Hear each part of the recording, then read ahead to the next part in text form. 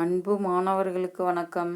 இப்போ நாம் பார்க்க போகிற பாடப்பகுதி இயல் 5 கவிதை பேழை பாடறிந்து ஒழுகுதல் அப்படிங்கிற செய்யுட்பகுதியை நாம் பார்க்கலாம்.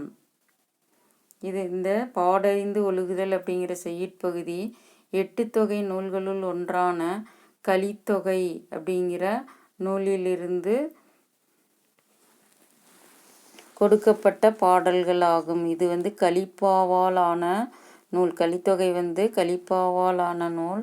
கலித்தொகை குறிஞ்சி, முல்லை, மருதம், நெய்தல், பாலை என்கின்ற 5 திணைகளால் பகுக்கப்பட்ட பாடல்களை உடைய நூல் எது அப்படின்னா கலித்தொகை.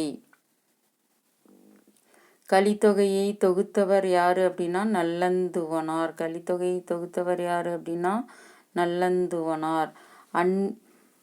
பாடறிந்து ஒழுகுதல்ல பாருங்க, அன்பு, அறிவு, பண்பு போன்றவை ஒவ்வொரு மனிதனும் வளர்த்து கொள்ள வேண்டிய உயர் குணங்கள் ஆகும்.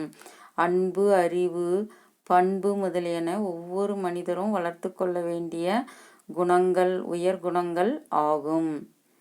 இச்சொற்களின் பொருளை மேலோட்டமாக அனைவரும் அறிவர். இந்த சொற்களின் பொருளை மேலோட்டமாக அனைவரும் அறிவர்.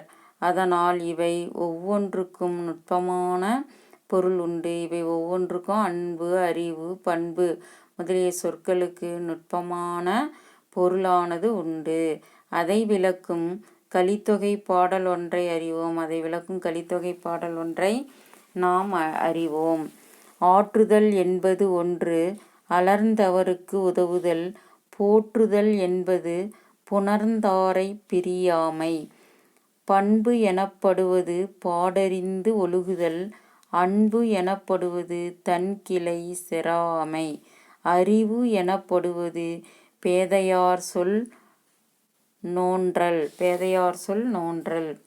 இப்போ பாருங்க, ஆற்றுதல் என்பது அலர்ந்தவருக்கு உதவுதல். இல்வாழ்வு. இல்வாழ்வுனா என்ன? நம்முடைய இல்லற வாழ்க்கை. இல்லற வாழ்க்கை என்பது வறியவர்களுக்கு உதவி செய்தல். ஆற்றுதல் என்பது ஒன்று, அலர்ந்தவருக்கு உதவுதல். இப்போ இல்வாழ்க்கை, நம்முடைய இல்லற வாழ்வில் நம்ம இல்லாத வறிய ஏழைகளுக்கு உதவுதல் தான் சிறந்த குணம் அப்படின்னு கலித்தொகை செய்யுள் சொல்லுது. அடுத்தது போற்றுதல் என்பது புணர்ந்தாரை பிரியாமை. போற்றுதல், பாதுகாத்தல் என்பது அன்புடையோரை பிரியாது வாழ்தல். நாம அன்புடையவராய் இருக்கணும். அன்புடைமை ஆன்ற குடி பிறத்தல் இவ்விரண்டும் பண்புடைமை என்னும் வழக்கு அப்படின்னு வள்ளுவர் சொல்லியிருக்க. அன்புடையவராக இருக்கணும், உயர்ந்த குடியில் பிறந்தவராக இருக்கணும். இது இரண்டும் தான் சிறந்த பண்புடையவர்கள் அப்படின்னு சொல்கிறாங்க. அந்த மாதிரி அன்புடையவரை நாம் என்ன பண்ணும்? பாதுகாத்தல் என்பது அன்புடையவரை நாம் என்ன பண்ணும்? பிரியாது வாழ்தல் ஆகும் அப்படின்னு சொல்கிறாங்க. தான் போற்றுதல் என்பது புணர்ந்தாரை பிரியாமை. போற்றுதல் அப்படின்னா பாதுகாத்தல் என்பது அன்புடையவரை நாம் என்ன பிரியாது வாழ்தல் தான் சிறந்தது அப்படின்னு கலித்தொகை சொல்லுது.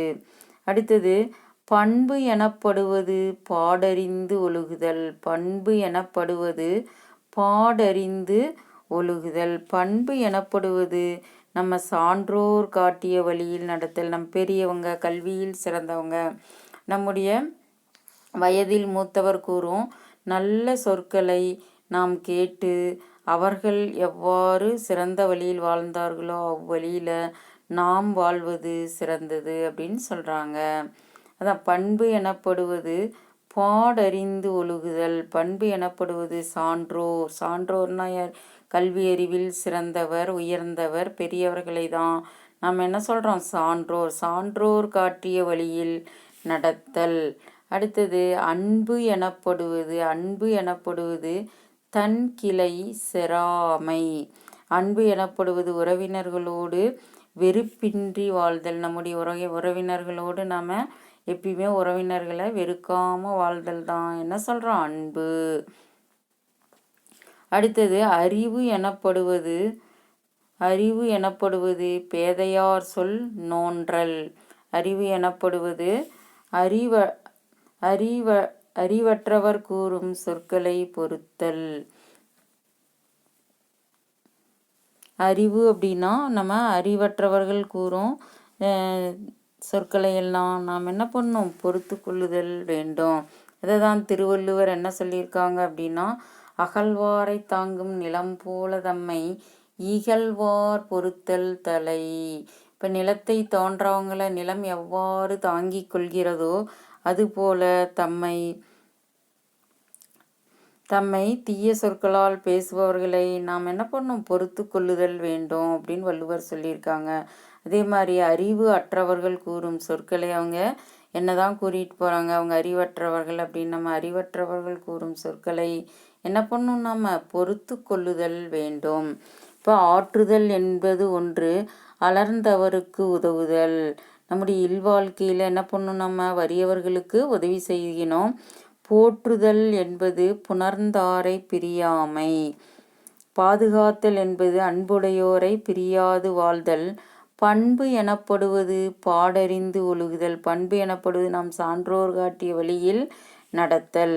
அன்பு எனப்படுவது தன் கிளை செராமை. அன்பு எனப்படுவது நாம் என்ன பண்ணோம், உறவினர்களோடு வெறுப்பின்றி வாழ்தல் ஆகும். அறிவு எனப்படுவது அறிவற்றவர் கூறும் சொற்களை பொறுத்தல்.